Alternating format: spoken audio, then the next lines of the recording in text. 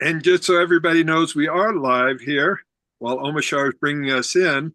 I just thought I would fill in the void so that people didn't think they were missing something. We're getting everybody tuned in here. We are, and hopefully we're all live. Oh, it is. How about that? Recording. I got to record.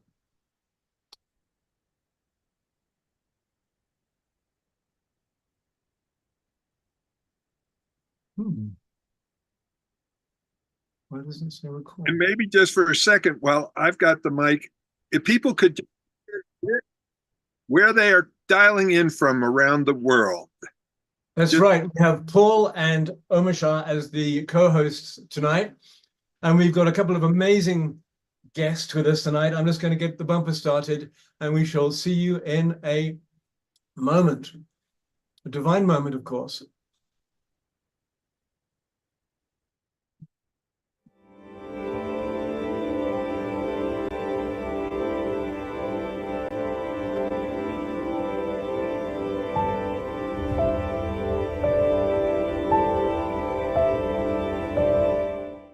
What if I were to suggest that you play a key role in the awakening world?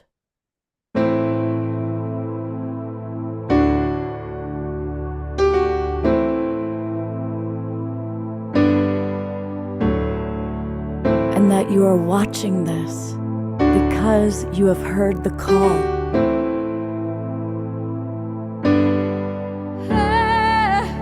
We can start right now by opening our hearts and minds.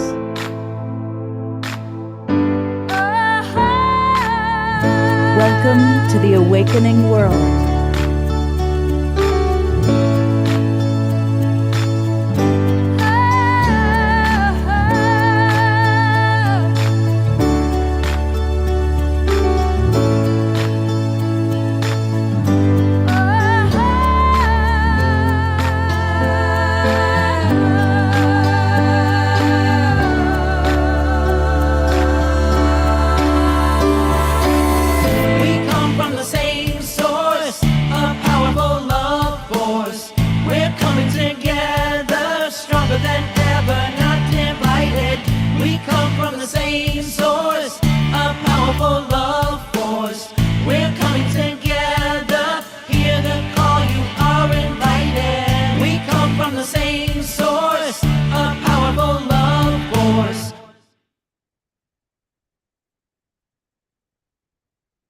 Yes, indeed. We come from the same source, a powerful love force. And welcome to another insightful and, I was going to say intrepid voyage on the good ship, the Awakening World. And our beloved Scott is currently in a traffic jam on his way to his hotel, wherever it is, somewhere in space. And he will be with us very shortly. And we have an amazing show ahead of us. And so welcome everybody on Facebook, welcome everybody on YouTube, and welcome everybody on our many broadcast partners. We're so grateful for you and for restreaming us out to the world. And of course, this show lives on forever in the digital world. And so I am Omashar, the co-host for this evening and the house musician. What a concept. And tonight we have some amazing guests about healing our family ties. They're all professional love coaches, and I'll let them introduce themselves in a minute. But let's start with putting in the chat box questions about issues perhaps you have with family members or other relationships or relationships in life, so that we have some fodder for the mill. And so first I'm going to bring up beloved Katrina. And here she is, and with me. There we go. And she is one of our beloved guests tonight, and we've seen her many times on this show. And of course, those of us who went to the Sedona Global Peace Tribe retreat last year met her in person there, and what a beautiful presence she is. And then just up the road from me, up in Estes Park, is this gentleman, Paul. And another dude, just a blessing to have you with us, Paul, tonight. And thank you also for agreeing to co-host, because we like your humor. You know, I may not find it funny, but most people like your humor. And here we also have Yara. Iara, everybody, not Lara, Iara, it's an I. And these Hi, are, everyone. yeah, this is going to be a wonderful show. And we know that Scott will drop in sooner or later, but we have the coordinates set, and I will play us an opening song. And it's one of the newer songs of mine, and it's called In the Stillness. And it's about when things get tough, just go into the stillness and find your center, find that still point within yourself, the 12 o'clock point, and let everything fall away, and then come back from that place anew. And so I will, how do I do this? I can, all right, I'm learning as I go along. So 1, 2, 3, oh Larry. And then it's going to leave me. And Paul, if you like to spotlight anybody who's moving and grooving as we get on with the song, then please spotlight them. And here we go.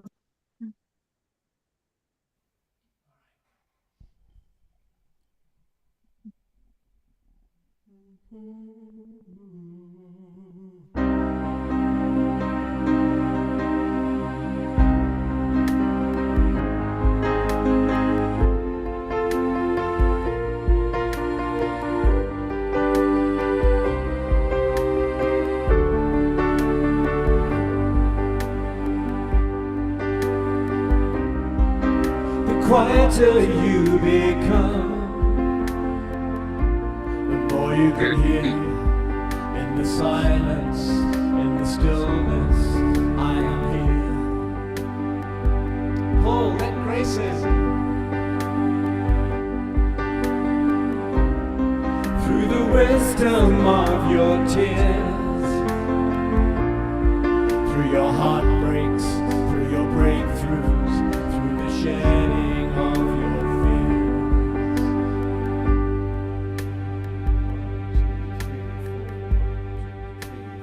Know that I am with you and guiding your way. Know that I am cheering you on. Truth lives within you, and love leads us through. I love you.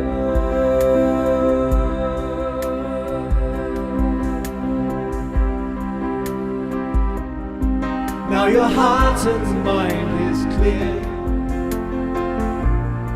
and you know that love is with you, love supports you, love is here. And you feel that you belong, and you're walking with purpose. You can hear your life's new song. To know that I am with you and guiding your way. Know that I am cheering you on. Truth lives within you, and love leads us through. I love you.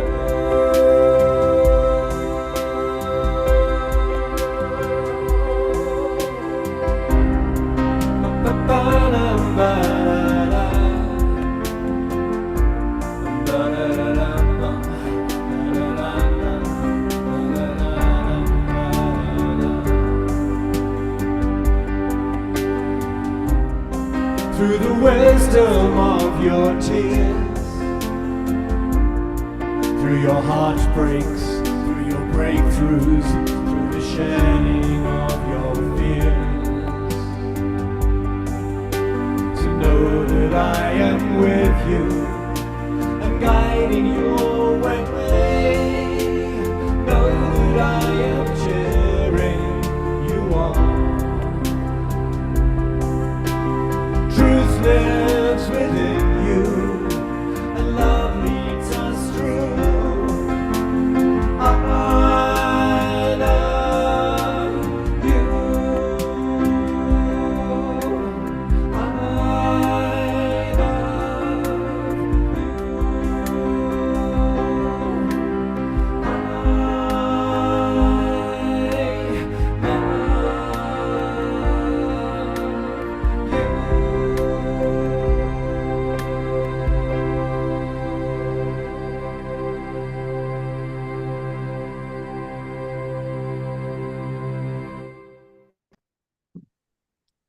Yes, I do. I love all of us, every single one of us.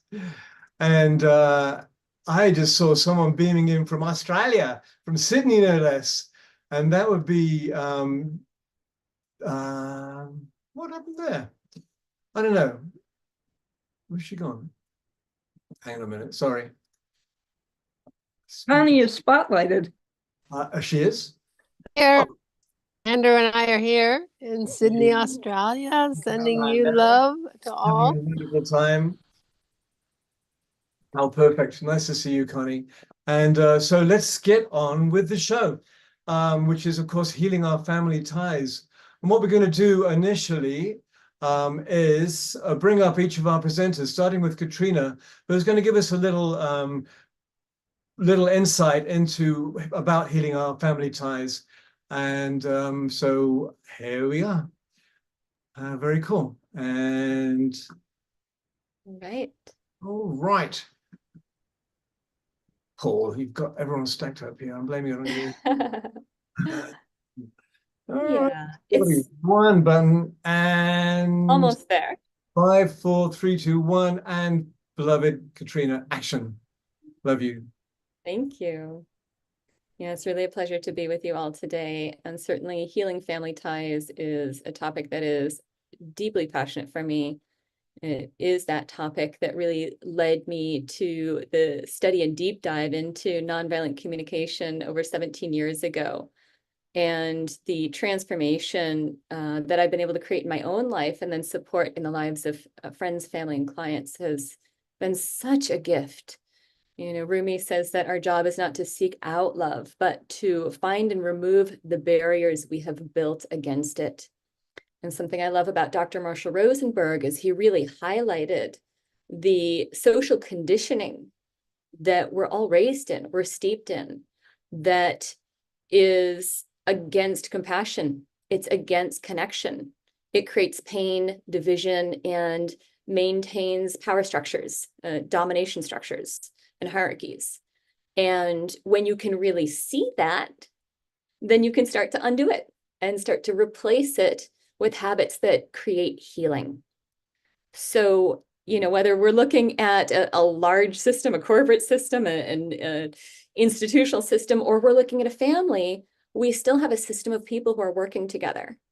And so the principles are the same. And what I love is that we can work with our families, and through applying these techniques to ourselves and in our closest relationships, we start to embody and create an example of the kind of communication and compassion that heals our relationships. So we can create peace in our family, which is the building block for peace in our world, right? Peaceful families can create peaceful communities, and that extends. So I really see each of us as being deeply empowered through this sacred work of family healing. For myself personally, a tool that has been very potent is the Love Smart cards, which I created many years ago. And this was what I used to help create strategies that would support my ability to learn nonviolent communication really quickly from the convenience of my home on an as-need basis. So I began to not only take classes and study, you know, all the material that's available, but I started to also implement this immediately in my relationship to my son, who was really struggling at the time, in my relationship with my ex-husband, and we were not doing well at that time.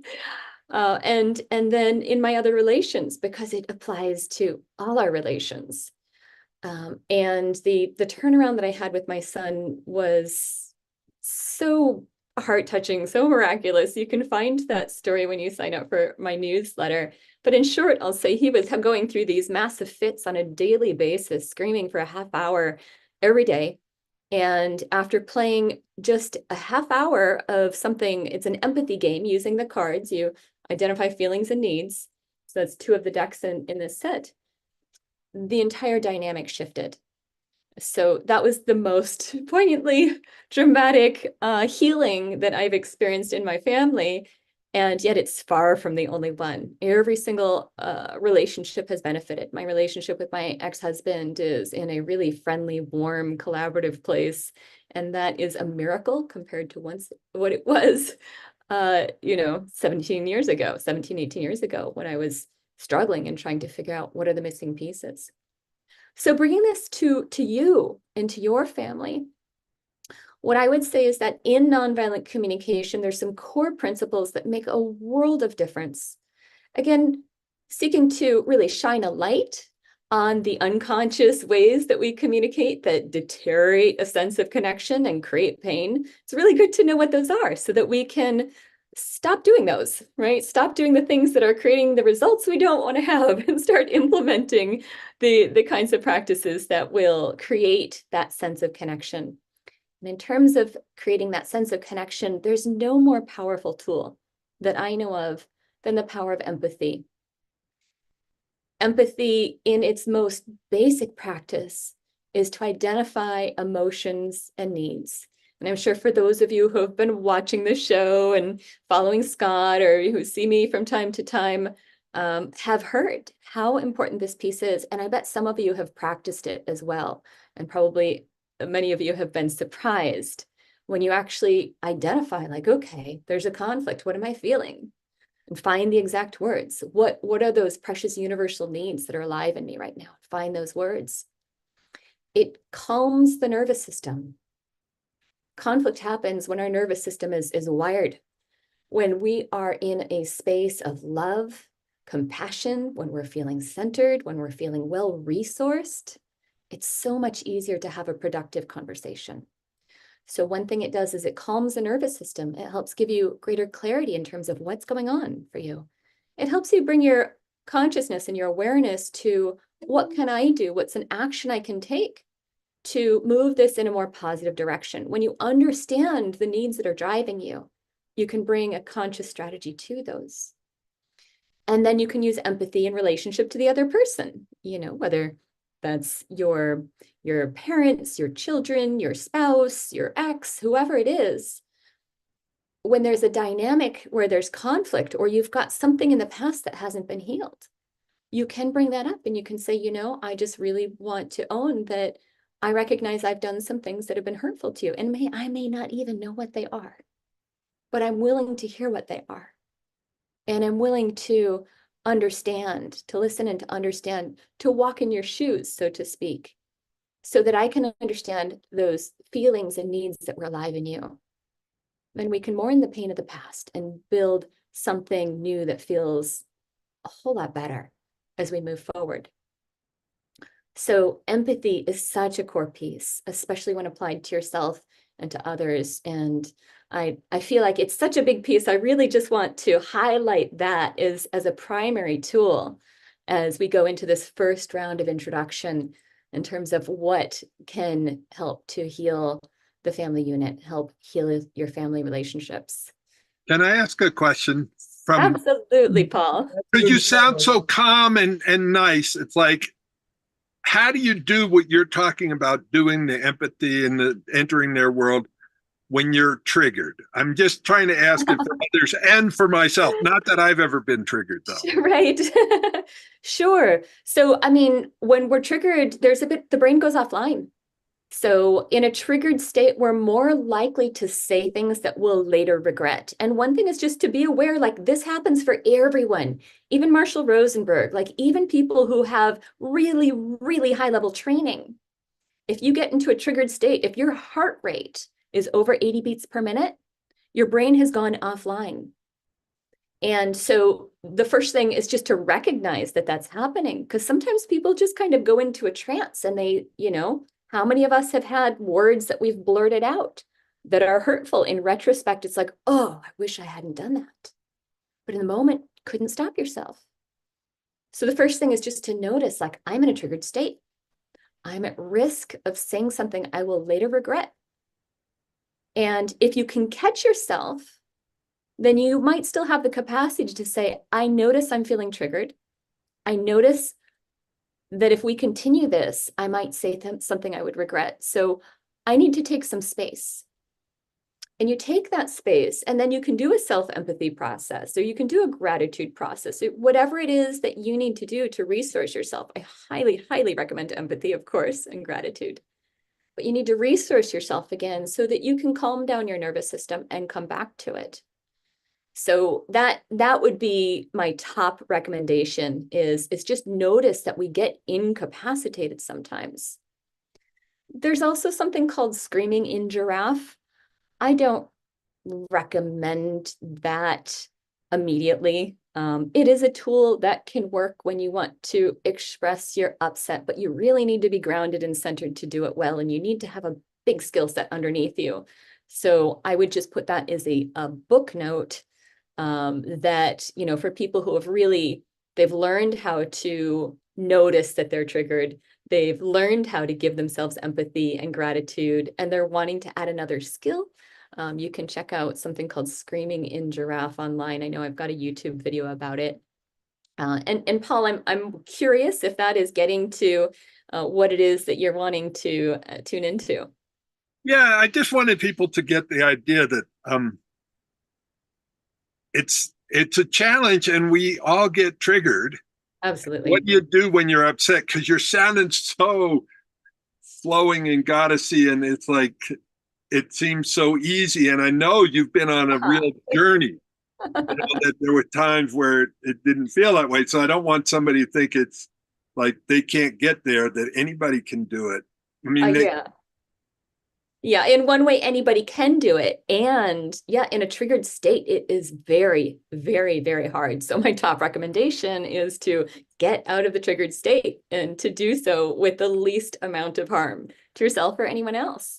So it's recognizing it and really taking a break and going into self-care.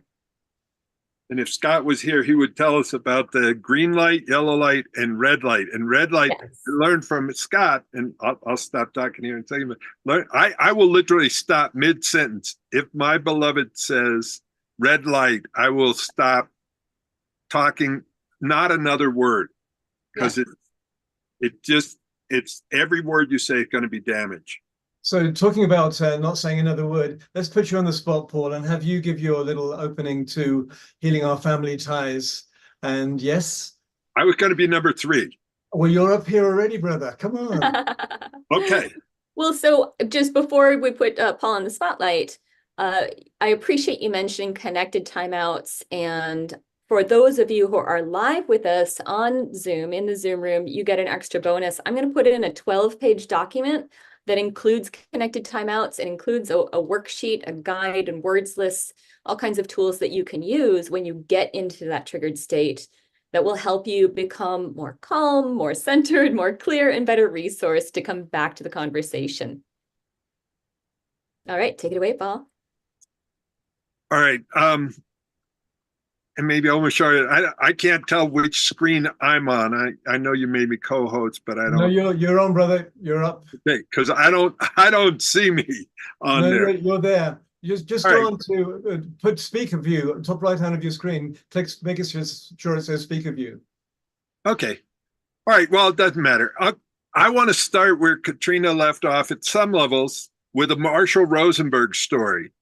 Now, I was probably the least likely to teach nonviolent communication. I went through 1 divorce, 4 broken engagements, and I left home at age 17 to become a commercial fisherman.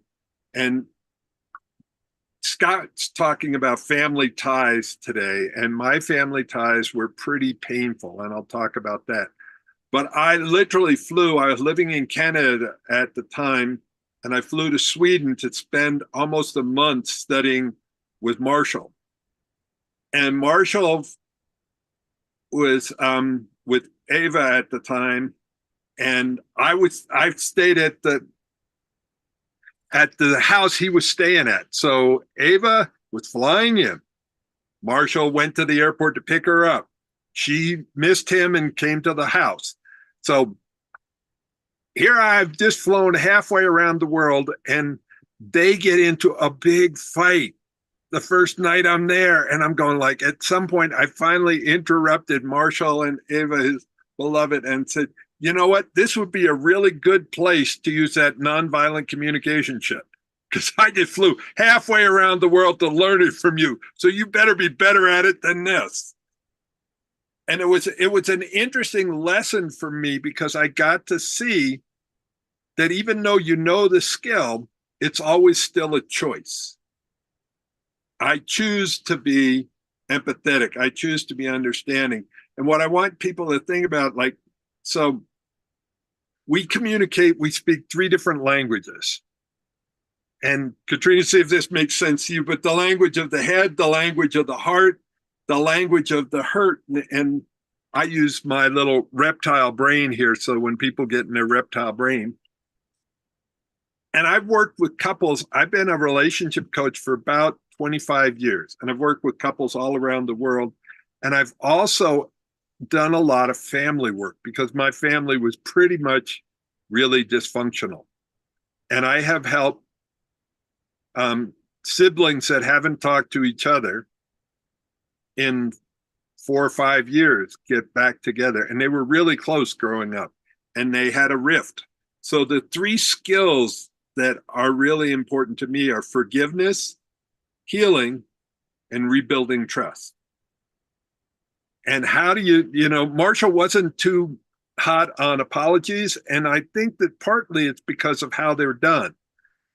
But I studied a little bit. Brene Brown brought up some stuff, a 3-part apology of like, what's the intention? If I'm trying to heal, if I've done something and I hurt Katrina's feelings, the number 1 thing is like, what's my intent? Is my intent to just have her stop bugging me?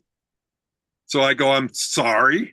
So if there's somebody that's in your life that you need to apologize to, or you want to heal it with, know your intent. And the second part is to acknowledge what I did. Like, I borrowed your car, I ran it out of gas, and it's up the road 3 miles from here. So would that complete it? Would you feel like I really apologized? No, it's like, I acknowledge what I did, and then I'm accountable for the impact of my behavior. And part of what really is healing is people want to be heard, understood, and valued. Heard, understood, and valued. And it sounds so incredibly simple, and it's really challenging to do. And the most challenging part is the understood part, because they're going to have a different experience than you do about life. And when they start to just say, well, when you did this, well, actually, I'll give you an example. I was working in prison. I was teaching prison inmates about this communication skill, the nonviolent communication. And by the way, I look at Marshall, who's trained Scott, Katrina, me, many other people. I look at my life before Marshall and after Marshall, and it transformed the way I communicate.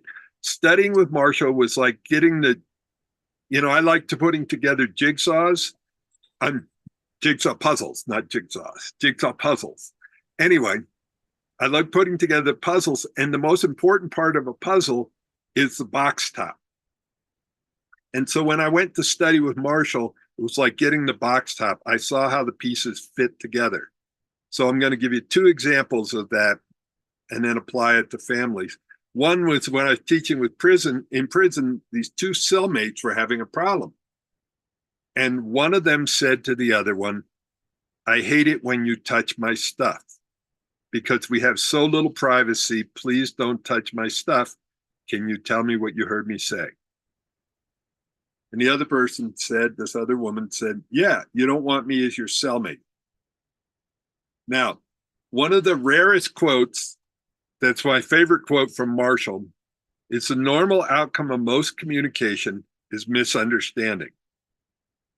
And I remember when he said that, and it just touched me. I wrote that down. I've kept it with me, because if you listen to that statement, the one cellmate said, I don't like it when you touch my stuff. I have a little privacy. Can you tell me what you heard me say? The other cellmate said, yeah, you don't want me as your cellie. And so a lot of what starts family breakups, family upsets, family injury is misunderstandings that don't get resolved. And part of the thing, if that it would be a really helpful tool is like having Katrina's cards.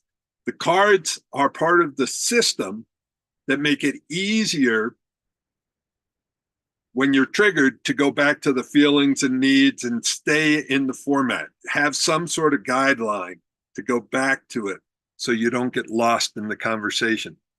So what you're trying to do is enter their world so they feel heard, understood, and valued. And if you really want to heal somebody or heal the relationship, listen to them. And there's a special kind of listening. And then I'm going to hand it off and we'll get some questions and answers in there. I call it no wonder listening. You might want to write that down. Somebody could write it in the chat. No wonder listening. Because if I listen to Katrina and I really try to listen to her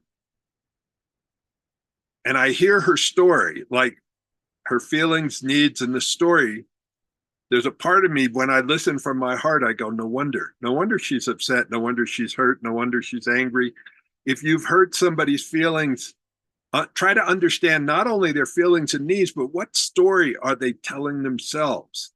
And when you're being vulnerable, go into what story you're telling yourself. Not that you're right, but when you came home late, when you did that. Like I have lots of stories about my older brother who used to be cruel. He used to beat me until I collapsed. Like it wasn't good enough just to beat me up. And so I had to work a lot on my communication skills and healing family ties. And I got to say right now, my brother, my younger brother, my older brother is no longer around, and my mom and I have the best family communication ever. And a large part of this I owe to the work of Marshall. So that's it for now. I've got a lot of other stories and things to cover, but there you go, Omashar, giving it back to you. Thank you so much, brother. Yeah, well, we should expand on that in a moment. And let's just bring in Iara right now and have her perspective on healing our family ties and where to go with this. Welcome, Iara. Nice to see you. See you in a minute. Hey, Omashar. Hey, everyone. So nice to be here again. It's a pleasure, especially to talk about such an important subject, right? Healing our family ties. And thank you, Katrina, and thank you for Paul to speaking so well about the importance of communication on healing family ties. I was just like absorbing everything. I want to take notes of everything. Such beautiful information that we can use in our daily basis. And I would like to explain a little bit on the family constellation side of things about healing the family ties. Because family constellation understands that we are all connected within our family systems.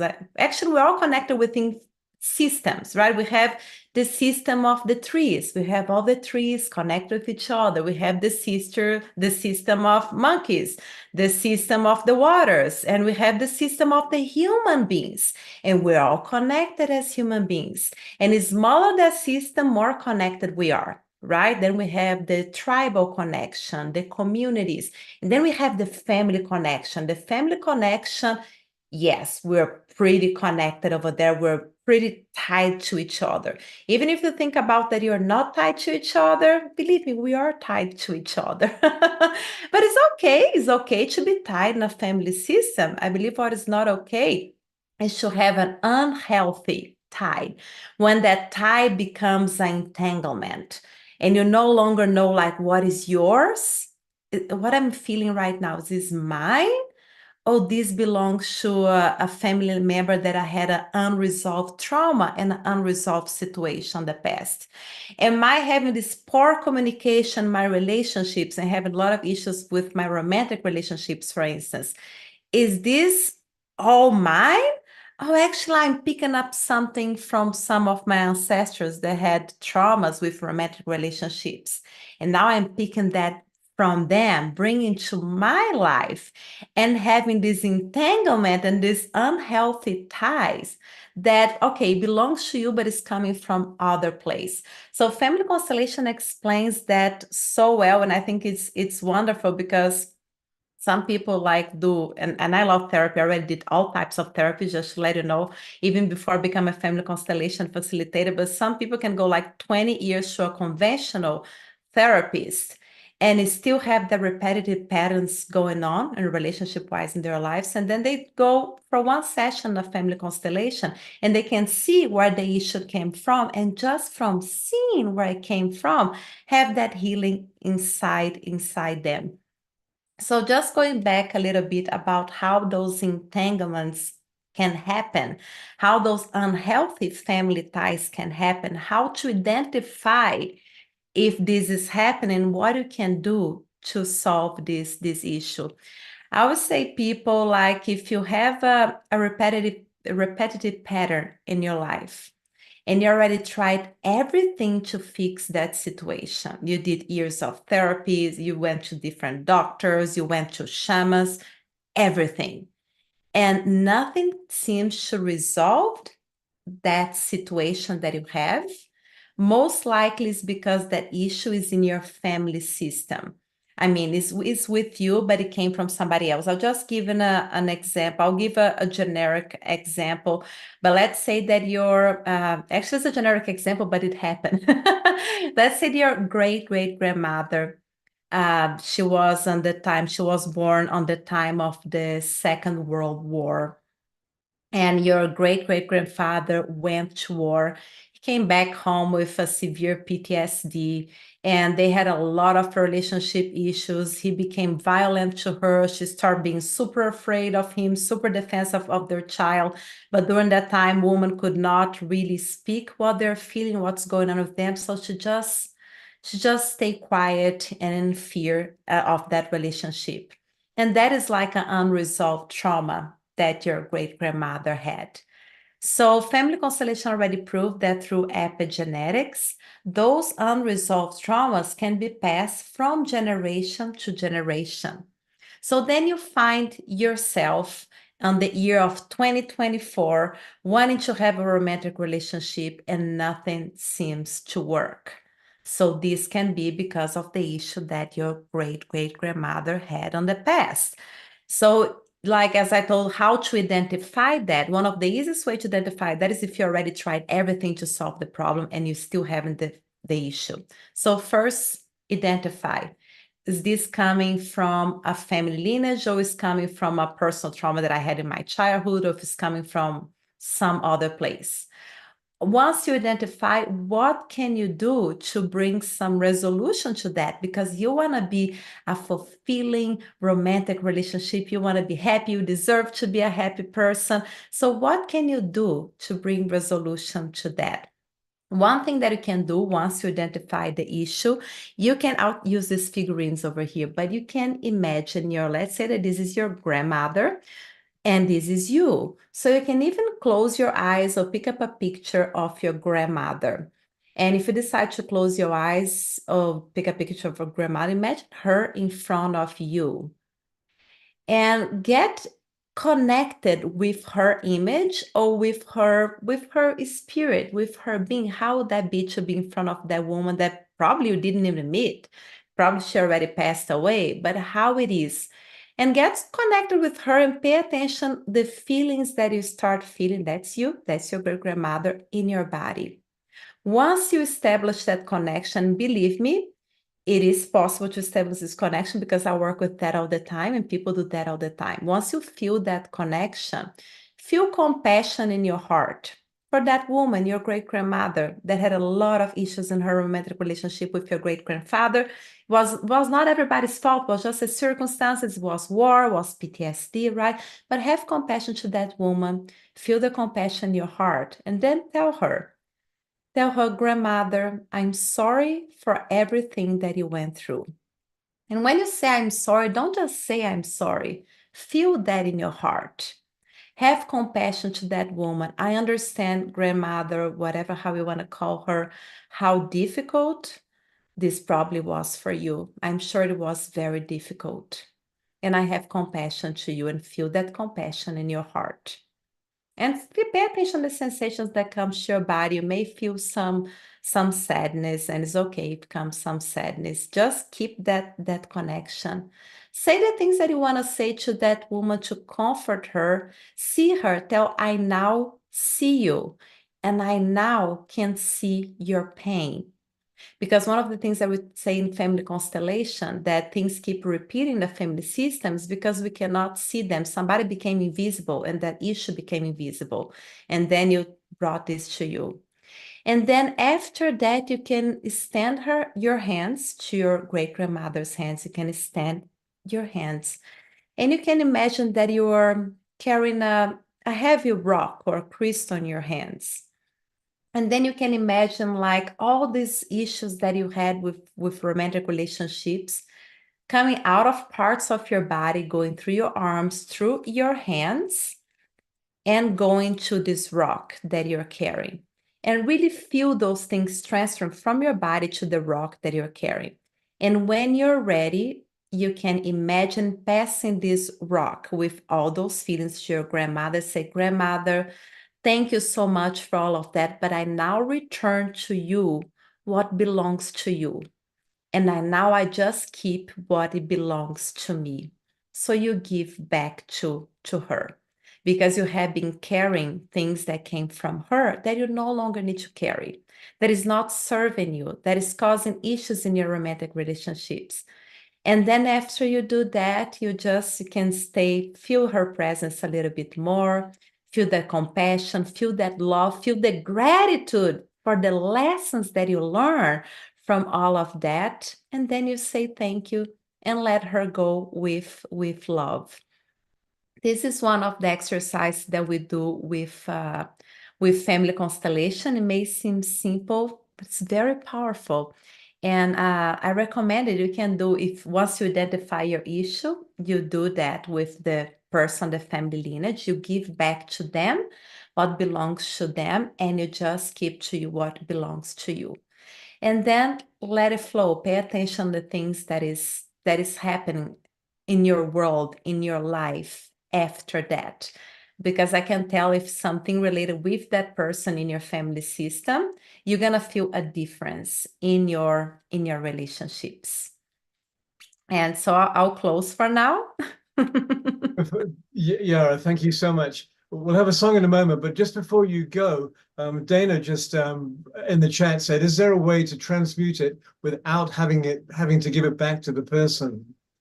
And I think there was a specific... In family constellation, we give back to the person. But one thing that I changed, because family constellation was taught by Bert Hellinger, and I needed to adapt in some things because I didn't like just give to the person. It's like, oh my gosh, now I'm giving all this heavy weight to this person, even though the person already passed away.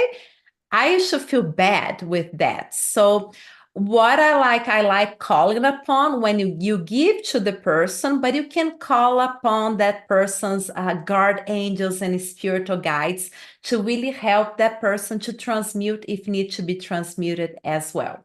So you can do that, and I like doing that. Sometimes in family constellation sessions, we even have some drumming, some rattle, some shamanic aspects coming in to help to do that clearing.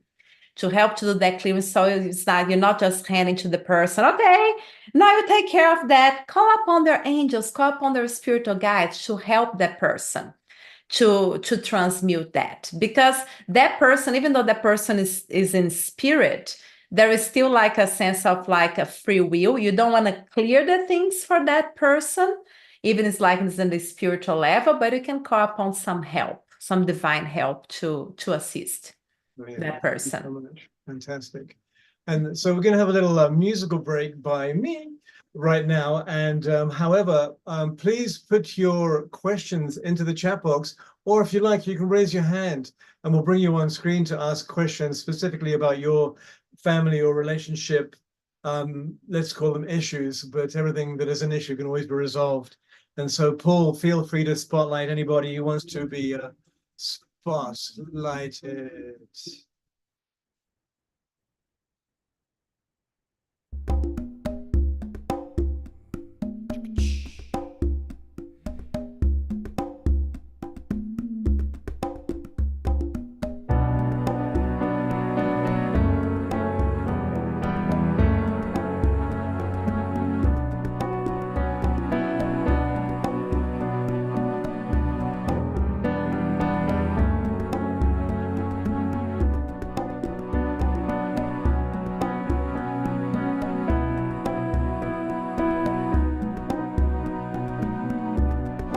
felt alone for oh so many years,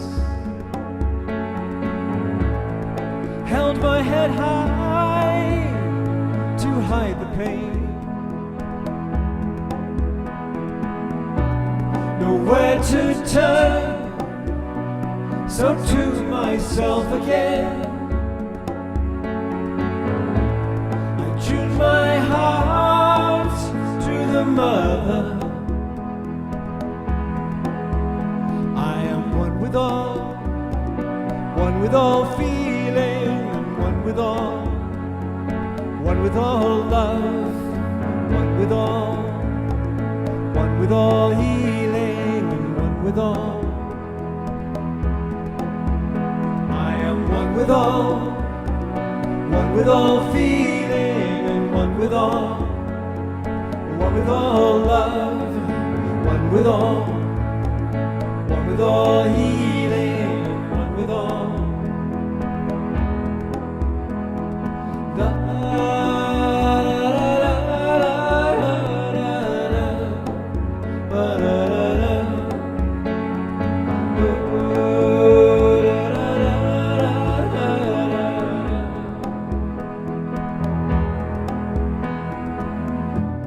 the time has come to wake my sleepy head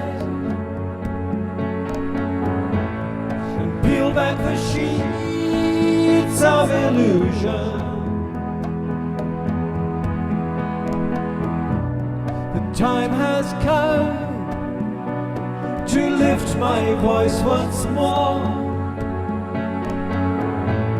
and sing the songs of the new world.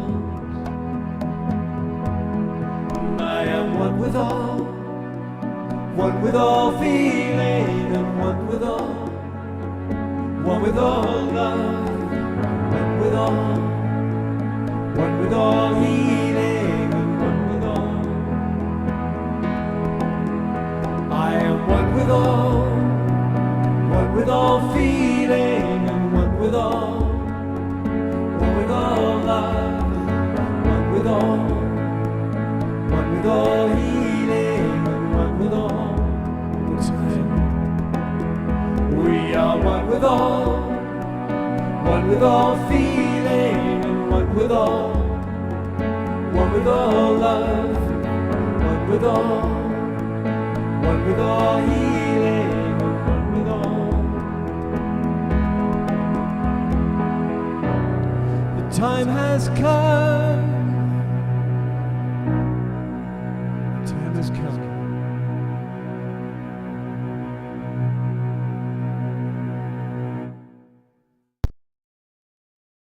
Thank you, Meister Paul. Oh, goodness me.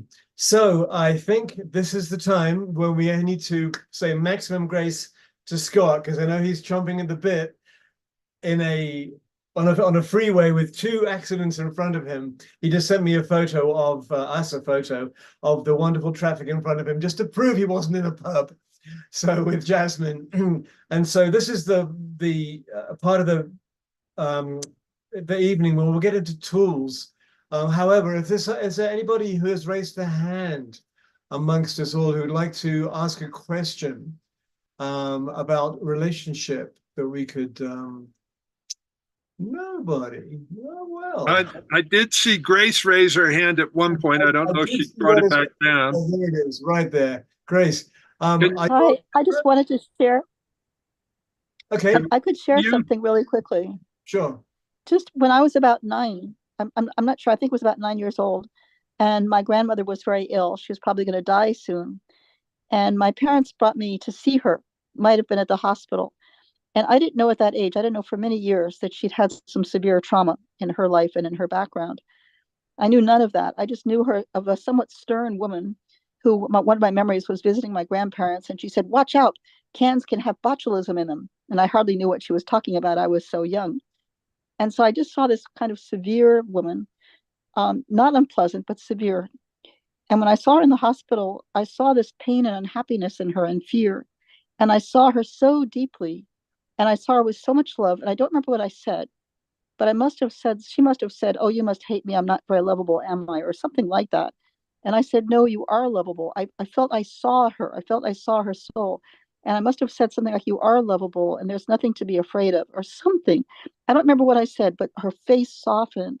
This mask of her face, it fell away, and there was such a softening, such a beauty, such a depth and sweetness. And apparently later she told my parents that it had meant a great deal to her. So Thank you, Grace. What a story. It's just so yes, there's no words for that at all. What I'd like to do is I'm going to bring our three beautiful beamings back on to the screen here. There's beautiful 1, beautiful 2, and beautiful 3. And there's a question here before we get into perhaps practices from Dorina. And again, thank you, Grace. And Dorina says, what is your go-to tool in especially challenging situations and conflicts when de-escalation is needed and the other side is not so knowledgeable and experienced with NVC, for instance, emotional intelligence and self-evaluation? So that's a question, I think, from Dorina. So any of you can go for that, obviously. I'll dive in. I know all of us will have ways because this is critical. One of my clients, and he's allowed me to share this, he's a pilot on 777s, and he was flying from Miami to Milan. And when they landed in Milan, he said he heard through the bulletproof door, there was yelling going on in first class. And he gets it to the gate, and the flight attendant comes back and says, "Captain, you gotta come back and square this away." And he's going, his story, not mine. He goes, "What would Paul do? What would Paul do? What would Paul do?" And he's walking back there. And this is a situation where it could have been dangerous, could have, gone for TSA and it was a woman, but they could have had her taken off the plane and everything. Instead, he walks back. And like I said earlier, we're speaking either from our head, our heart, or our hurt. And when we're in our reptile brain, this is really critical. When we're in our reptile brain, we're binary. And if you're not my ally, you're my enemy. If you're not safe, you're dangerous. So here's a magic sentence. And I love that you're asking for practical tools. Use this sentence. And he used it, and he goes, "Excuse me, miss, what do you need to feel safe right now? What do you need to feel safe right now?" Just feel that in your body. Like, what happens instantly is that single question says, "I'm your ally and your safety is important to me." And a lot of times we tell people like they shouldn't feel the way they're feeling right now. She did not need to hear anything like that. And as soon as he said, "What do you need to feel safe right now?" she reached out and grabbed his arm just lightly, but said, "I just need to feel like someone's supporting me," or, and he goes, "I will walk you to customs. I got you." Basically, he said, "I got you." And this guy he's an amazing pilot, and he's used it on multiple occasions. That's all I'll share right now. But those are magic words, because when you're in your reptile brain, the way we communicate is reactive. And in the reactive world, you can either dominate or be dominated. There's no compassion. There's no connection. So what do you need to be safe can bring them back up into their heart. So that's what I have. Perfect. Katrina. Well, I was thinking possibly I'd go third, because what I'd be tempted to do is a role play. Nice. So Brilliant. yes, I don't know if you want to go, Yara? Do you remember the question? Sure. Yeah. What is your go-to tool in especially challenging situations and conflicts when de-escalation is needed and the other side is not so knowledgeable? Yeah. So I'm not expert on non-violent communication, right? My thing is family constellation, but I can tell something that I do and I did before, and I don't know if it works for everyone, but it works for me, and it worked in my relationship with my husband, with some friends. But I remember Katrina told that when a person is out, the number one thing is to get out of that state of fight or flight, right? For me, like if a person's going completely out, I just need to go to another room. I just need to excuse myself, little excuse. I'm going to the other room and we'll keep talking later. I cannot communicate with the person now. Paul and Katrina may say this may trigger some people. It may make people even more nervous. I'm not sure, but for me, it's the only thing that comes that I can do. That I said, okay, the person will calm down, and when the person calms down, is completely out of that state of fight or flight. I can have a conversation, but I cannot have a conversation with the person that state. There is no communication going on. So that's what I go from my personal experience, not my professional experience here. And I'll pass the word to Katrina. Thank you for that. I mean, really, that is wise. And what both of you pointed to is how do we establish safety? So, Paul gave an example of a question that can help to establish safety. And you expressed, for somebody who doesn't know nonviolent communication or how we can do our communication aikido, so to speak, how do we have a boundary that really creates a sense of safety until it de-escalates and we can address it? And sometimes, there are times when I have been well resourced and somebody's escalating and I have the ability to stay connected. I don't feel like I have to leave. I'm wondering, Darina, would you be willing to do a role play with me, inspired by some kind of challenging experience that you've had? And if you want to pass, let us know that as well. I'm just wondering if there's somebody who might have an inspiration, so that we could do a role play here. Let me ask you a question while we're waiting for that to happen. There were several people I saw asking about, like, what is empathy? Mm-hmm. And maybe since that's the backbone of what we teach, it might be good to have your description.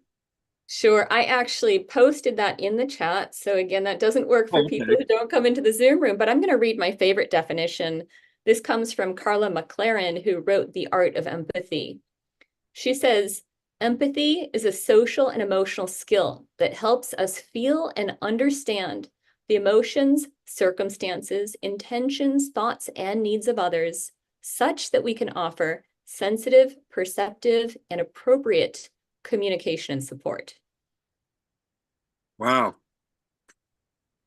Yeah, that's one to meditate on. In nonviolent communication, our basic step is let's identify feelings and needs.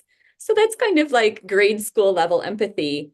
What Carla's pointing to is a mastery in empathy, where you're able to track not only the feelings and the needs, but also the circumstances of that person, the thoughts of that person. That's going to include thoughts of the moment, but it's also going to include their belief system or their social conditioning, and their intentions. What is it they're trying to create out of the situation? Can you track all of that? Can you be in their shoes enough that you can partner with them to support them to get their needs met in a way that's still in integrity of your own needs? So Katrina, is there somebody else in the audience that could perhaps do this role play with you? Absolutely. If there's anybody who wants to do that role play with me, Because Darina's a little, I she's in see Ecuador and she has unstable a- internet. Yeah. Yeah. Yeah. So is there anybody who'd like to join in this? Put your hand up. Bonnie, come on. Dia. Looks like Ian. I see a hand up. Oh, there he is. Okay, you in for this? I'll just put you on the screen with Katrina. Welcome, Ian. Love Thank you. Yeah. Welcome. So Ian, perhaps you can consider some kind of a challenging situation where somebody was they were just kind of going at it. They're venting. Maybe you can find something that you remember that you've experienced that was just really difficult to deal with, and role play that person. Do you think you can do that? I'll give it a try. All right. Thank you. So Whenever you're ready. And I'm gonna put on what we call my giraffe ears in nonviolent communication. Okay.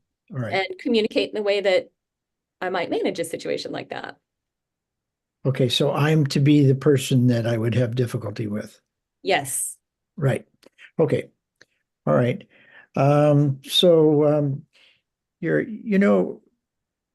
since you're on television, your hair is just a little bit messy, you know.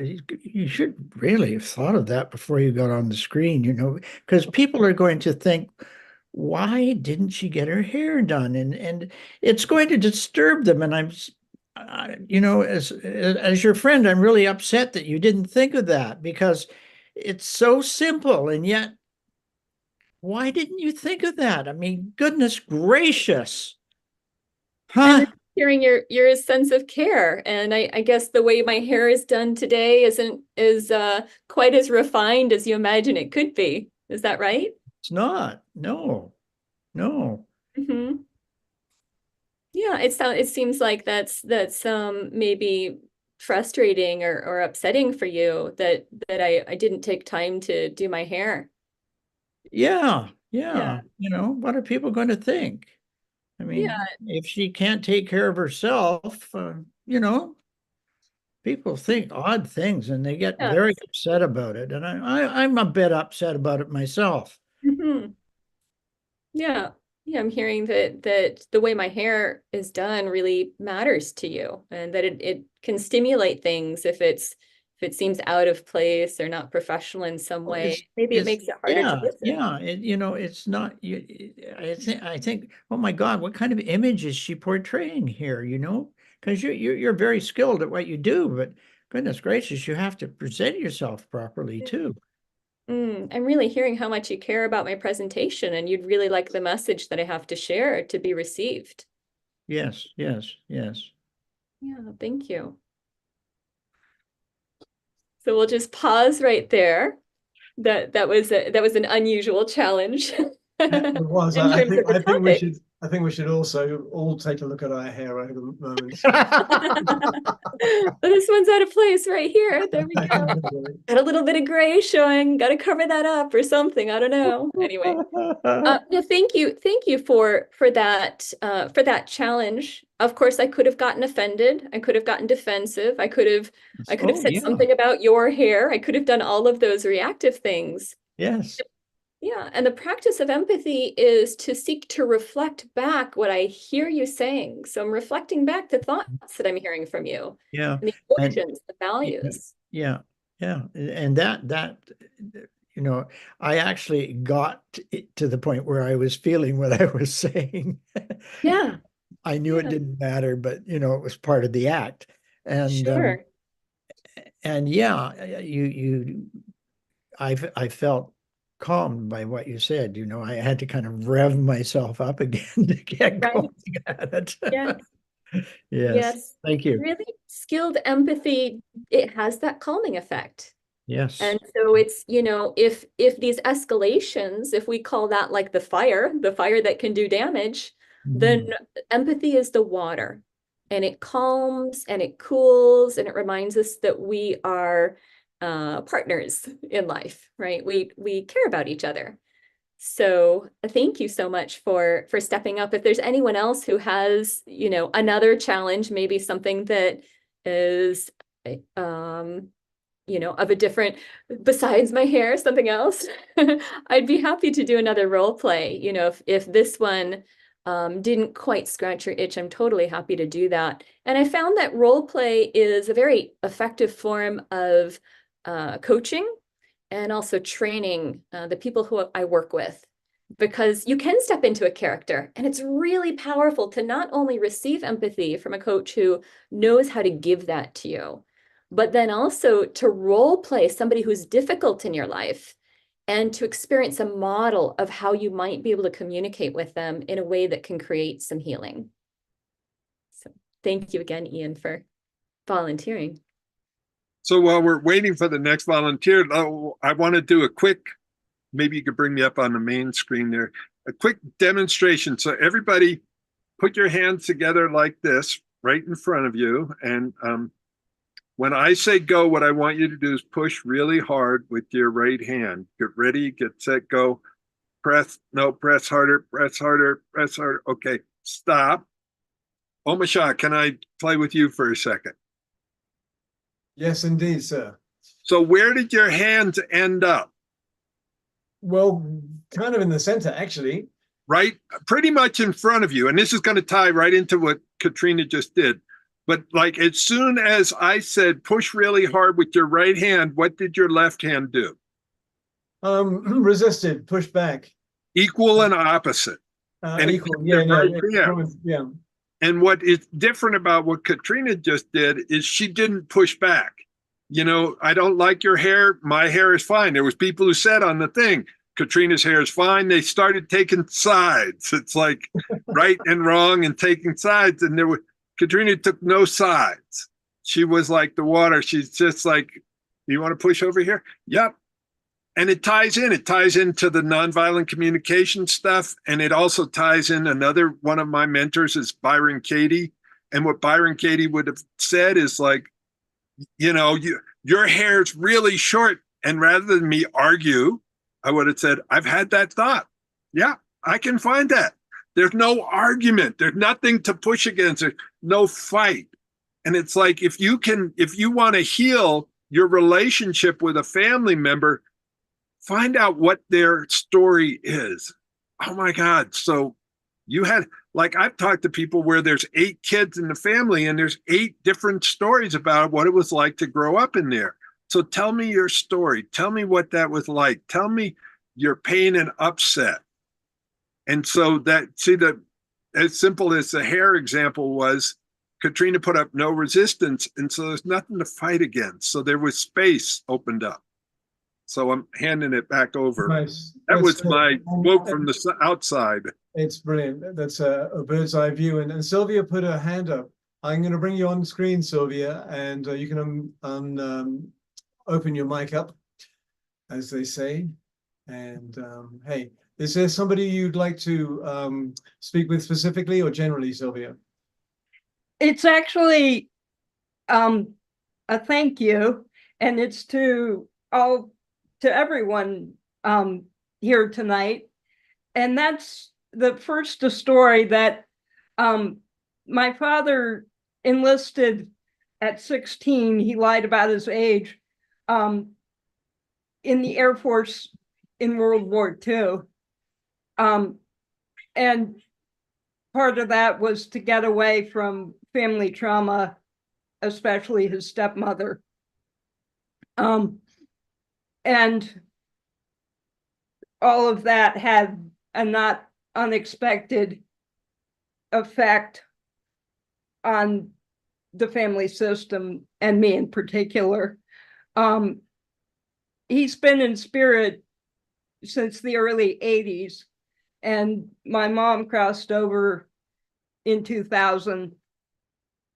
And this whole show, I am inspired to work with them as a team in spirit for family healing and personal healing, in contrast with resisting.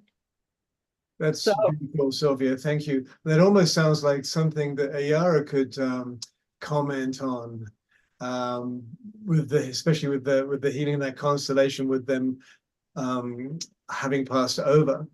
And so, yes. And it also speaks to Darina's question about transmuting, and Ayara's response about we shouldn't do their work for them. If we do it as a team, we can support each other in the process. That's beautiful, Sylvia, because that's sort of like we're the ones our ancestors have been waiting for. There is something beautiful in family constellation that was proven over and over again. Also, if you're the one doing the work and you do that healing in yourself, something that was brought to you from generations and generations, this will heal everybody on the back and you heal all the future generations as well. So it's very, very powerful. And one more time, they were able to prove that through some experiments, through epigenetics. They did experiments with mice, but they did experiment with humans as well. So it is something that it happens, Sylvia. So if you need any assistance to go through this process, count with me here, because it's very beautiful, because will affect your whole family system, not just you, because you're all connected and tied to each other. That's beautiful. And I just got an update from Scott. He's just arrived at somewhere, and he's going to come online and grace us with his presence. And so that'll be lovely as well. And so I'm going to bring the three of you back on, because you're so pretty, all of you, especially this dude. And let's talk about some more tools. Excuse me, you're from Estes Park. So on that which has been presented so far tonight. Thank you. Well, one of the things I want to talk about, tying it into the empathy thing. If somebody's cup is full, like if somebody comes home, my ex-partner, she used to work with at-risk kids, and she had a long drive and she had to deal with administration, and she would walk in and her cup would be emotionally full. And so if I said to her, Kristen, we should talk about your spending habits, what are the chances she's going to hear me in the way I want to be heard? Not likely. I needed to make sure I emptied her cup. Another word for empathy, like intimacy, into me, see, empathy, I've twisted a little bit. Empty me first. So emptying, if people have an emotional charge, they're all upset. When you give them empathy, a really good listening and feeding it back, just like Katrina did, you feed it back. What you're doing is you're emptying their cup, and then they can hear you. Because when their cup is full, they can't hear you. Doesn't matter if you yell or if you manipulate, there's no room. It's a law of physics. The most selfish, as in taking care of yourself, thing that you can do is listen first. Empty their cup. And then you can go, do you have room for me? And it's good to catch it. I call it the acorns and oaks. If an acorn hits the roof of your house, it's no big deal. Oak tree falls on your house, big deal. There's this, one of the things is don't sweat the small stuff. I say that's bullshit. Sweat the small stuff before it becomes an oak tree. It's easier to have a little conversation, like, you made a deal, you're going to do the dishes and you didn't. And I'm noticing I'm a little triggered. Can we have like a 2-second talk about it? But boy, you don't talk about it for weeks or months, and then all of a sudden an oak tree lands and they go, where did that come from? Well, it's been growing.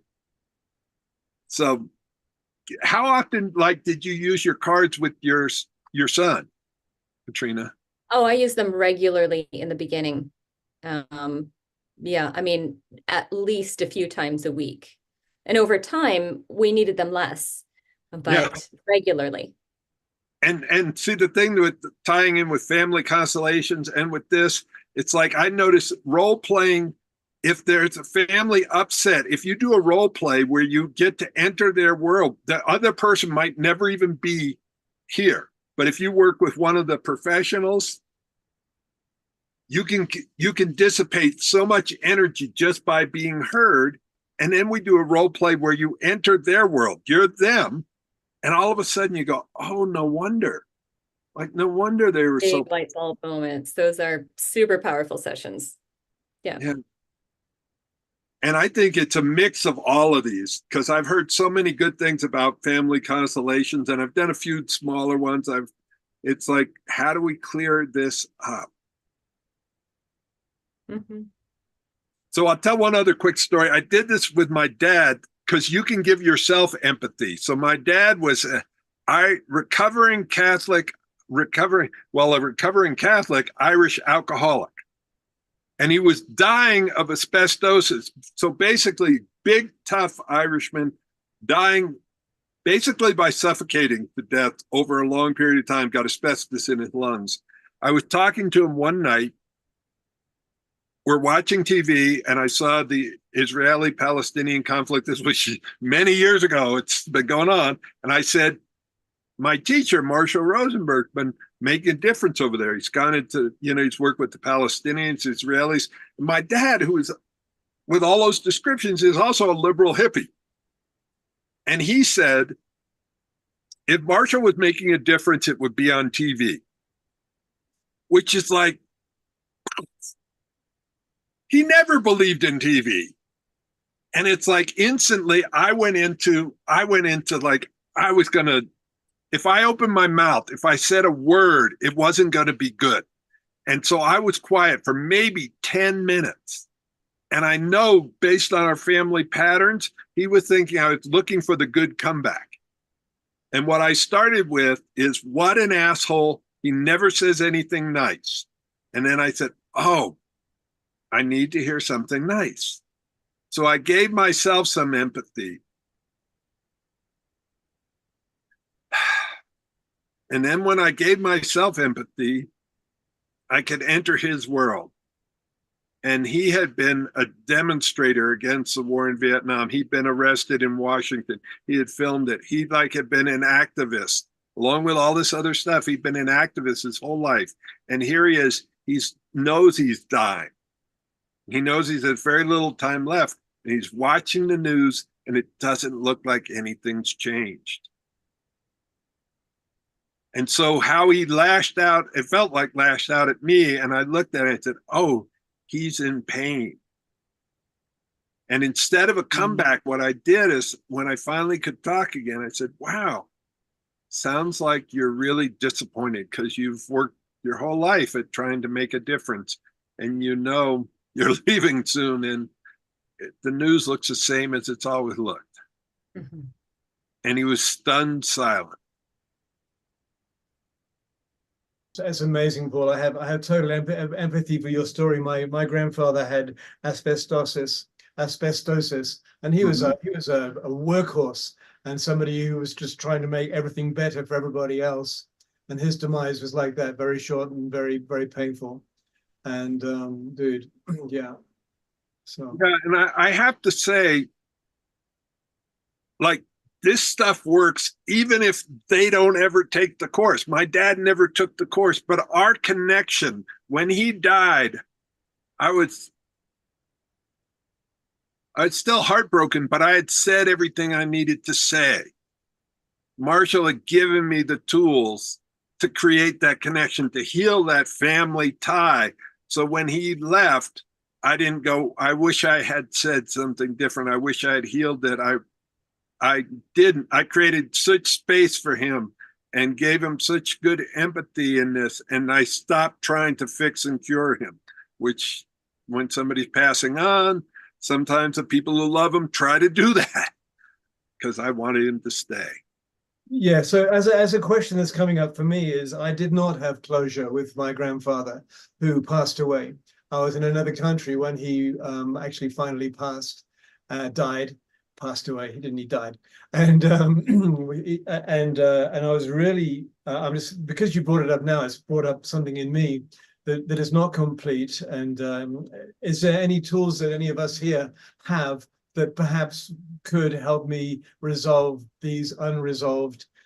My grandfather helped me grow up. He was my father, pretty much, for at least 10, 15 years of my life, or the father figure, should I say. And I was in New Zealand when he passed, and no one even told me that he'd gone to hospital and he was leaving. And then he died. And then 2 weeks later, they said to me, oh, your grandfather just died. And I went, holy crap. And the pain is such, and I'm just kind of feeling remnants of it in me now, of the closure that I did not have with it. So, yeah. Mm-hmm. And actually, maybe even Scott has an idea of this sort of situation. I'm going to bring him up now because he just magically appeared. And oh, hey. Hello, everybody. Well, first of all, I'm just really grateful to know that you all are putting on an amazing program, an amazing show. So I felt very confident that even as I was stuck in traffic, it was one of those things, have you ever been on a thing where you've got your GPS, it's telling you what time you're going to get there, and then all of a sudden it goes from 6:01 arrival to 6:20 arrival, to 6:51, to 7:01, to 7:51, right? It was one of those situations. We just sat for 30 minutes, but they cleared the accident, and here I am. Yeah. But again, thank you everybody for carrying on and covering. I will look forward to going back and watching what I missed. So I just saw that Sylvia had put a comment to what I was commenting on, and she said, empty chair work has helped me. And going back to unresolved communication, you know, I would have loved to have said to my grandfather how much he meant to me, basically. Yeah, I think almost one of the things we don't do is give the gratitudes. We miss out on being grateful and celebrating and what you appreciate, and then reversing roles. And I'd gladly do it with you at some point when you want, where you get to be him talking to you, what you meant to him. Because one of the things Marshall said, the greatest gift we can give is the gift of receiving. And your grandfather got to give to you, and what that meant to him to be your role model. Yes, probably a lot. So thank you. Yes. Thank you. Thank you. I will touch in on this for a second. When we're in the empty chair and we're having the imaginary conversation with the person we're missing, the key is to allow your imagination to go for it. Just really, the imagination is the doorway. And I know that when my wife passed, several of my friends were having more contact with her. And it was because my own mind kept getting in the way of, well, I'm just making it up. That's what I think she would say.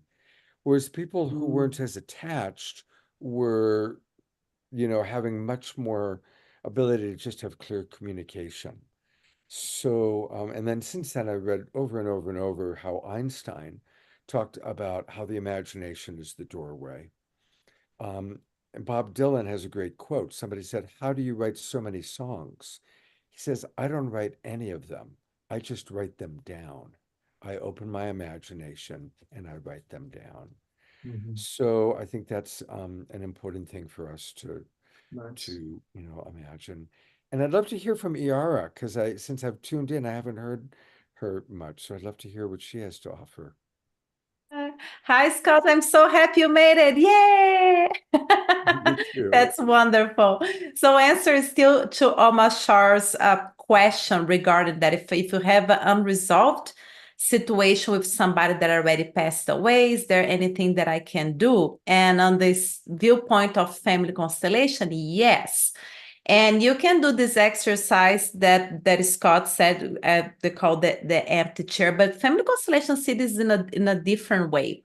So let's say that Amashar decides that he wants to go to a group family constellation or a one-on-one session because he has unresolved situations with his grandfather. He would like to say things that he didn't have the opportunity to say, and would like to put resolution in some things. So let's say that you go in a group family constellation. You're going to have somebody that will represent your grandfather, but that person is not acting like your grandfather. It's not acting, it's not theater. That person actually will enter your grandfather morphogenetic field. And the morphogenetic field is that field that knows it all. So when he enters the morphogenetic field of your grandfather, that person immediately will start feeling like your grandfather would feel in your presence. It's amazing the things that happen. Sometimes somebody enters the morphogenetic field of alcoholic person, and the person will start feeling walking in a weird way and feeling like they're drunk, and they're like, why I'm feeling like that? And then they find out that the person that they're entered the field is alcoholic. Sometimes there will just come this emotional pain or even physical pain, and the person knows not her feeling because she's on the field of somebody else. That's how family constellation works. So Amashar, in the case like yours, I think it would be beneficial if you go to a group family constellation or a one-on-one family constellation where you have a person or the practitioner be on the field of your grandfather, and then you are in front of your grandfather, and pay attention to the dynamics that happen between the both of you to bring the resolution. What are the feelings that are coming up? What are the words that are coming out that you want to communicate with him? The person that is in the field of your grandfather, what are the things that are coming through them? What are the feelings? What are the words? What are the pains? What do you need to say to each other that you didn't have the opportunity to say to each other? You see that that's different than the empty chair exercise, because one, you're using your imagination. This one, you're not using imagination. They're entering your grandfather's field, and this person will feel the way your grandfather will feel in front of you. And this person will feel the pains of your grandfather, and can be very intense if it's a group family constellation, because the person is not used to. Some people feel nausea and they may throw up in the middle of the session. It may happen. And then what I tell people is like, okay, let's feel 90%, 80%, 60%, let's feel 10% to guide the people to feel less, because it can be intense. But from that, there is healing that comes from that as well. There is resolution of things that were not able to get resolved while he was still alive. So just an example of Thank you. that. Thank you so much for that. Thank you. Beautiful, beautiful. I don't know where we are in the program, but I guess Omashar's done 2 songs. I know he'll do a closing. It would be good to maybe bring up some information about our guests. We all have you all have screen sharing rights. If you'd like to bring up your websites or anything Yeah, like since that. I wasn't here, and usually I put all that together, so I'm Yes. gonna have each of you do your own screen sharing of your website and your own shameless promotion for whatever you want people to know all about you. And how about then we you can start with shamelessly Katrina? promote the Soul Search for this Saturday. Yeah, absolutely. In fact, that I've got pulled up. That I can pull up. So this Saturday night, we will be doing another collaboration with Soul Search. And it's going to be all about healing. And some of their major healers are going to be with them. And Fanny and Vigari will be back playing music. And of course, Omashar will be playing music. And we will conclude with a lovely KES group, Healing by Deborah Juliet. So that's going to be this Saturday night. And that hopefully gave a little bit of time for Katrina to be ready to share whatever she wants to share. So this is lovesmartcards.com. Of course, you can see the cards here, and there's a little screens. You can see what's in the box, some testimonials about other people using the cards. And then if you go to coaching and mediation, you can learn more about me. You can sign up for a Liberating Love Strategies session where you can experience my work firsthand on some kind of topic that has been really challenging for you. And of course, you can sign up for my email there as well. So that's lovesmartcards.com. And I'll look forward to hearing from anyone who wants to reach out. I want to say that her Love Smart cards are amazing. You know how like everybody, you go into their library and almost everybody in this room probably has Autobiography of a Yogi, maybe Be Here Now, Illusions by Richard Bach. Well, most of my friends have her Love Smart cards. They are, but there's Paul. I bring Paul up too. There's Paul with his set. And they are beautiful and they're wonderful. They're great for families. Anybody who really wants to learn nonviolent communication and to do it quickly in a way that is engaging and supports you right away on the challenges that you're working through. I don't know of any faster way to learn the basic principles of nonviolent communication. So much of it is just practicing, identifying feelings and needs. And in this box, there's also character strengths in a way that blends into nonviolent communication. But when you flip through the cards, you'll build a somatic connection to your emotions. You'll gain the ability to identify your emotions quickly and to have a broad vocabulary, much more than just a dozen words to describe emotions. And your needs, the same way you'll build a somatic connection to this list of universal needs that drive all of action. When you have that, you'll be able to bring it up on an as-need basis, as life arises. So it gives you a vocabulary, and it helps to build a habit that will serve you for life. I love what Paul said earlier. There's life before NVC and there's life after NVC. I know that is true for just about everyone I've met who's really taken this work seriously. Beautiful. Yeah, thank you. And probably a perfect segue, since Paul's up, to share with us what you're up to, Paul. Well, I wrote a best-selling book, which is really interesting for me because I am dyslexic, ADD, grammarly impaired. If people have seen me write my text, it looks like English is my second language. So it's an act of love, that book. But what I want to do is having done this for many years, there's 3 reasons relationship coaching fails. Number 1, to me, relationship coaching, counseling, therapy fails is because if you don't agree on the problem, you're not going to agree on the solution. And couples often think that their partner is the problem, and they're just here to make sure their partner shows up. So what I do is early on is I help them have a breakthrough and get clear what is the problem, not who is the problem. And what I'm offering is a breakthrough session. We'll spend about a half an hour together. You fill out a form, you watch a video, and we'll get clear so that you can get aligned on what's going on in the relationship if you're having relationship problems and you want to have a breakthrough.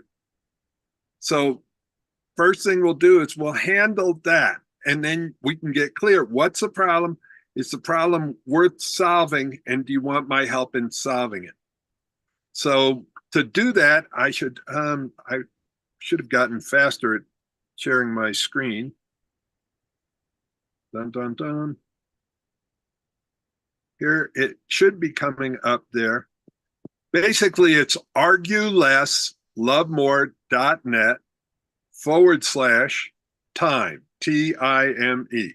arguelesslovemore.net/time. And I'll actually put that in the chat. And you just go and you find a time and click on it and set up.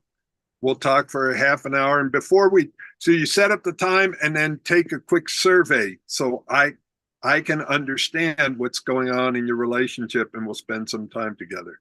So that's an amazing event. And people have told me that half hour has given them more than they got in a year and a half of couples therapy. So thanks, Scott. Paul is an amazing coach. Highly recommended. Highly recommended. And let's hear from Iara and what she's got going on. Here we are. Well, right now I already went through like the retreats and workshops. Now I'm just offering one-on-one sessions. Now in the month of May, I'm giving myself a break from the retreats and workshops, at least for a month. But if anybody's interested about family constellation, we can do one-on-one family constellations online via Zoom. It works really well as well. Or if you're in Sedona, we can put a group together and work and do a group family constellation for you also. So I'm putting my website over here on the chat. That is lifechangebreakthroughs.com. At the end of the page, there is a contact form. You can just send me an email, send me a message, or even if you have a question regarding to the show, let me know. And for the people here from the Awakening World, if you mention that you're from the Awakening World, I'll have a special gift for you when you sign up for a family constellation session. Beautiful. Thank you. Thank you.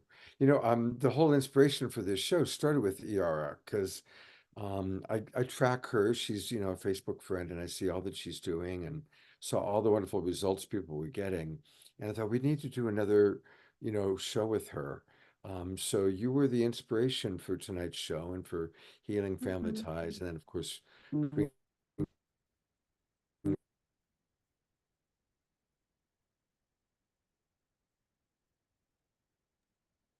You've frozen, young man. So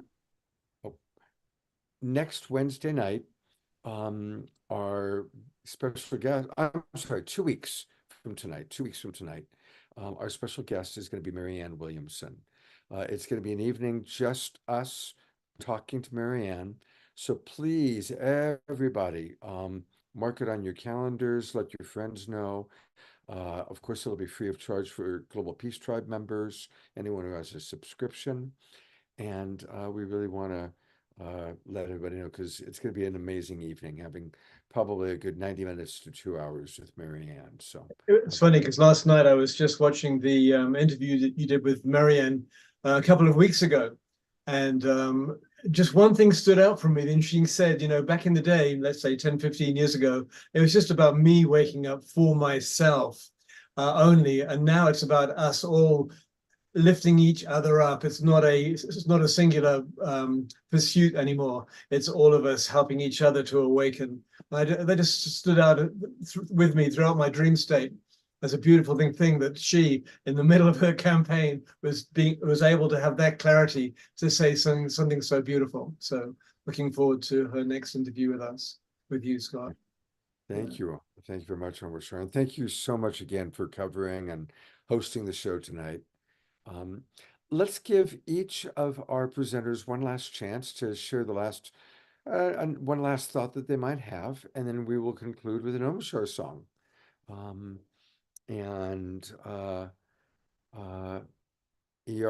here comes Katrina. We'll go in the same order. Take it away, Katrina. All right. Yeah, it's been really lovely to be with you all this evening.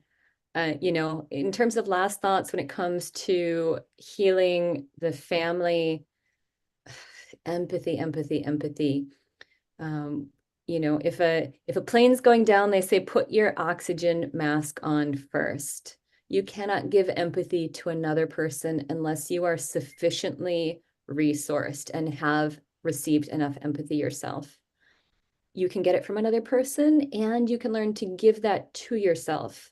So if you find that you're stimulated and in conflict with another person, really like pull out the Love Smart cards or pull out the words lists, the feelings and needs words lists. Identify what's going on for you. That's the way of putting on your own oxygen mask first, so that you can be there for the other people in your life. So really a blessing to be with you all. Thank you. Thank you, Katrina. That's a great reminder for everybody. Thank you. Mr. Sterling, what are your final thoughts? I'm going to go back to stuff we've already said. Remember, we're always communicating either from our head, our heart, or our hurt. And if you really want to give somebody else that you love and care about a gift, empty their cup, listen to them. And if they're triggered, remember those magic words. What do you need to feel safe right now? What do you need to feel safe right now? Those are really powerful words. And even though I came up with that sentence, I didn't come up with the concept, but the sentence, and my partners have used this on me. I taught them it and they use it on me, and it still works. It still so works. So that's a gift you can give yourself and give them, and it will help get them out of their hurt and into their heart. Thanks for doing this, Scott. Oh, beautiful. Thank you, Paul. And Yara, it all began with you, and we'll kind of come close to concluding with you. What are your thoughts? Thank you, Scott. Thank you, everyone. Katrina, Paul, I learned so much for each one of you, and from the comments also for the Awakening World community. My final thoughts is like, just remember that, okay, so we came from our mother and our father, right? So we're 50% our mother, 50% our father.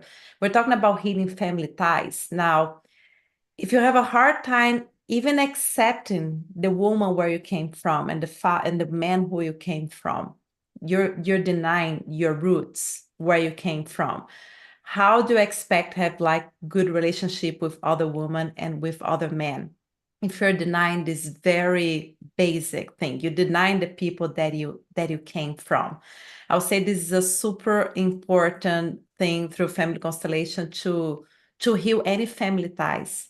And it starts with compassion. It starts, as Katrina and Paul say, it starts with empathy.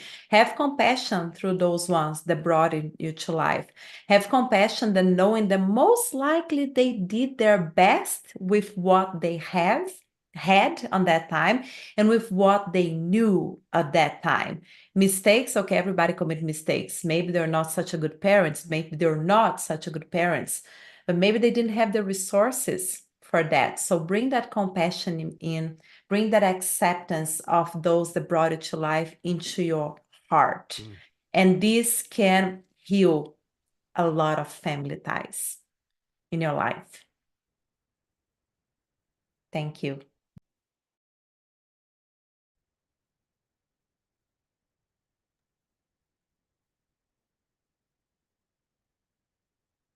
I'm having an internet wobble. Can you all hear me now?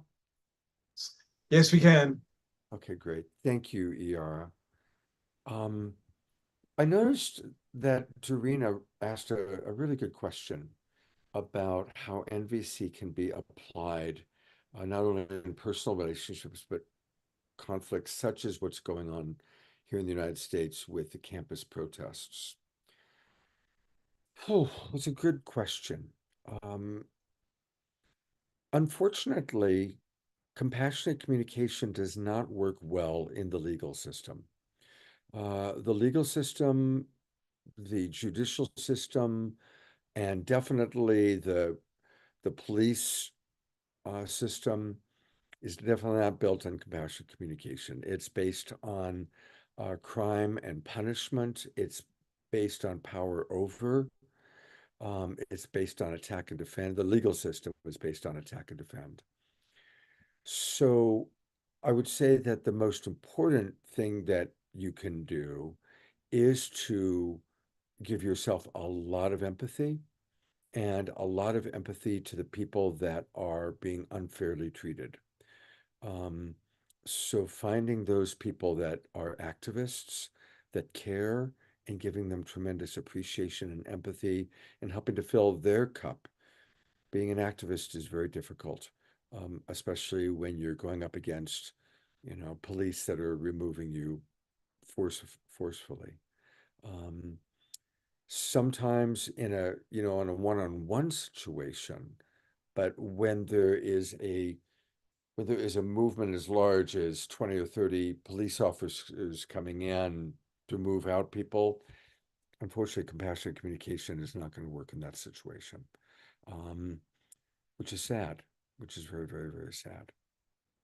But empathy for the people and empathy for yourself. I think many of us are grieving as we watch the horror that's happening in Gaza.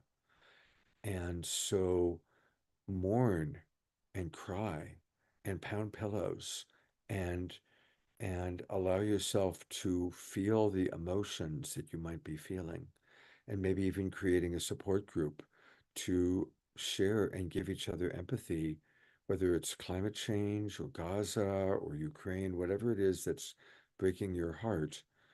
And that's hopefully part of what we do here on The Awakening World, is we provide inspiration at a time that there's a lot of heartbreak going on in our world. So that's about the best answer. I don't know, Katrina, is there anything you'd like to add to that? No, I mean, I get saddened that I want to have the tool that fixes it all, for sure. Violence is so painful, and unfortunately, again, we've been socially conditioned to think in terms of moralistic judgments. What's right, what's wrong, what's good, what's bad. And so we separate the world into this black and white. And then if we believe somebody's wrong or bad, then we might name call, we might punish, we might judge, we might attack in various ways. And this is a social conditioning that perpetuates conflict. So what we're seeing at Columbia University and in other places are a lot of people who have been, not only they're grieving Gaza, which is understandable, but they're also socially conditioned to not communicate in a way that can bring about social peace or actually be productive for finding solutions. So the reptile brain takes over, the brain goes offline, and it becomes messy. I wish we had a lot more people in our world who could bring empathy to each individual who's grieving the situation that's happening in the Middle East and in other horrible situations that are happening in our world right now. So I'm grateful for everybody who jumps in and says, I want to be one of those people who creates that change that's needed in the world. Before we hang up, I'll put into the chat box a video of me sharing a story about Marshall Rosenberg. And it's a beautiful story about Marshall and being at an Israeli refugee camp for Palestinians in Israeli-occupied Palestine. And he comes under tremendous attack and abuse from someone, and how he manages it. It's an incredibly beautiful story. And I'll put the video of my sharing that story. It's about a 9-minute video into the chat box. I just want to bring up our wonderful presenters one more time, and of course, wonderful Omar Shah. And we are going to conclude with an Omar Shah song, but one last time, thank you, Katrina. Thank you, Iara. Thank you, Paul. I have the greatest respect for all of you. And we are going to close out with an Omar Shah song.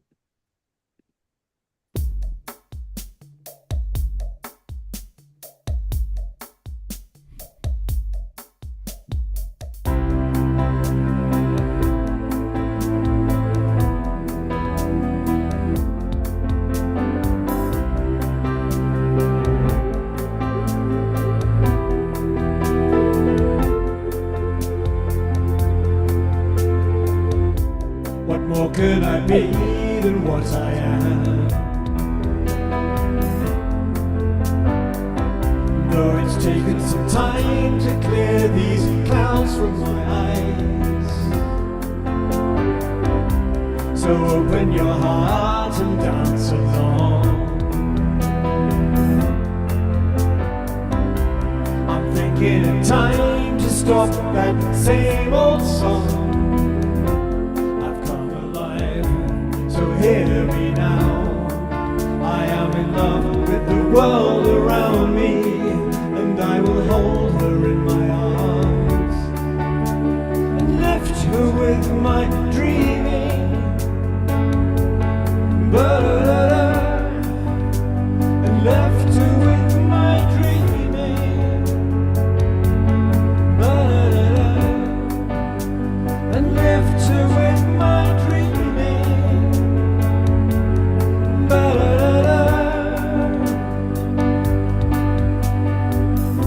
So don't try to hold me to what I was. I've traveled through time to see this day arise. The love that I have is here for you. So open the door and let the sun shine in. I've come alive, so hear me now.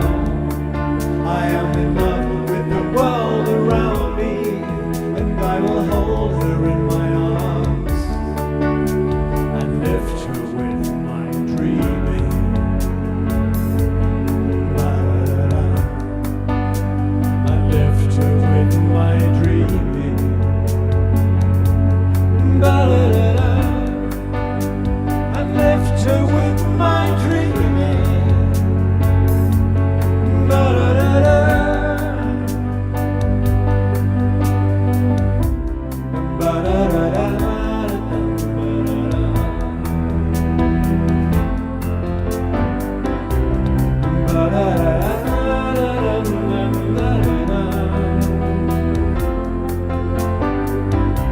So open your heart and dance along. I'm thinking in time to stop that same old song. We've come alive, so hear me now. I am in love with the world around me, and I will hold her in my arms and lift her with my dreaming. Ba-da-da-da.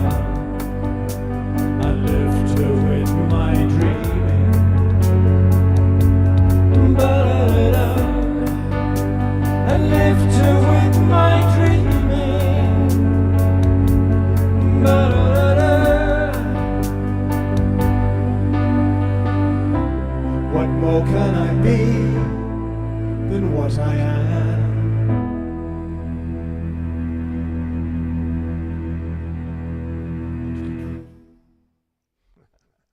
Thank you, thank you, thank you. Big twinkles for Omashar. I'm going to go to gallery view for one last time for everybody so we can see everyone that's got their camera on. Adora, I had met Adora very briefly at the New Living Expo. I'm sorry we didn't get a chance to connect, but it was great to get a hug. All right, everybody. God's blessings to each and every one of you. So much love. And I will look forward to seeing you hopefully on Saturday. Oh, tomorrow, I'm so glad I'm remembering. Tomorrow, I'm going to be on the Self-Love Show. Trish does a show every Thursday morning, and I'm her guest. How And sweet. What time? It's at 10 o'clock in the morning. Pacific time? Pacific time, 10 a.m. Pacific time. Usually it actually starts at 10:05. They've got this weird thing where they start at 10:05. But you can find it on Facebook. Just go to my profile page or Love Coach Academy or put in Self-Love Show. It's also on a bunch of podcast type things. And I'm going to be talking about self-love. And so I'm so glad I remembered to mention that to everybody. So would love to see some of you tomorrow morning. Brilliant. I did send out an email to everybody, all of our subscribers, that has some of the information about that. So that email went out this afternoon. So hopefully I'll see some of you tomorrow morning, and hopefully I'll see most of you on Saturday night.